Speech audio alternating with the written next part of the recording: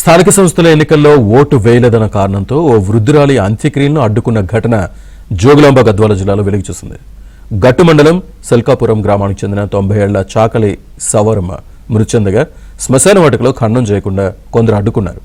శ్మశాన వాటిక తమ పట్టాభూమి అంటూ అంత్యక్రియలకు ఆటంకం కలిగించారు. కాళ్లు మొక్కి వేడుకున్నా వినలేదు. చివరకు పోలీసులు, రెవెన్యూ అధికారుల జోక్యంతో అదే శ్మశాన వాటికలో మృతదేహం ఖననం పూర్తి చేశారు.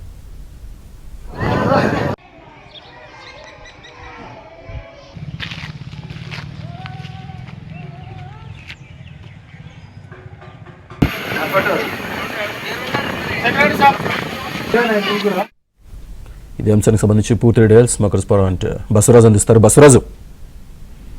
శ్రీనివాస్, గట్ట మండలం సల్కాపూర్ గ్రామంలో ఈ ఘటన చోటు చేసుకుంది. అయితే గతంలో జరిగిన పంచాయతీ ఎన్నికల్లో, సర్పంచ్ ఎన్నికల్లో దొబ్బన్న అనే వ్యక్తి కాంగ్రెస్ పార్టీ అనుబంధంగా అక్కడ పోటీ చేయడం జరిగింది. అయితే ఆయనకు వ్యతిరేకంగా నిలబడ్డ తిమ్మప్ప అనే వ్యక్తి గెలవడం జరిగింది. అయితే గ్రామంలో తిమ్మప్పకు సపోర్ట్ చేసిన వారిగా సవారమ్మ కుటుంబం అంటే కుటుంబాన్ని పైన ఏదైతే ఆగ్రహం వ్యక్తం చేస్తూ నిన్న సవారమ్మ చనిపోవడం జరిగింది. 90 ఏళ్ల సవారమ్మ చనిపోయిన తర్వాత ఈ దొబ్బన్నకు చెందిన స్థలంలో అంటే తమ పూర్వీకులు ఏదైతే శ్మశాన వాటిక కోసం స్థలాన్ని కేటాయించారు. చాలా అంటే గ్రామంలో ఎవరు చనిపోయినా కూడా శ్మశాన వాటిక ఇదే ఉపయోగిస్తుంటారు. అదేవిధంగా శుక్రవారం మరో మహిళ చనిపోగా ఇక్కడే ఇదే శ్మశానంలో ఖననం చేశారు. అయితే సవారమ్మను మాత్రం ఇది తమ సొంత భూమి, ఇక్కడ ఖననం చేసేందుకు వీల్లేదని చెప్పి దొబ్బన్న వర్గీయులు అడ్డుపడడం జరిగింది. దీంతో పోలీసులు, రెవెన్యూ సిబ్బంది అక్కడ చొరవ తీసుకొని అక్కడ వాళ్లకు సముదాయించి ఏదైతే ఖననం పూర్తి చేయించారో ఇది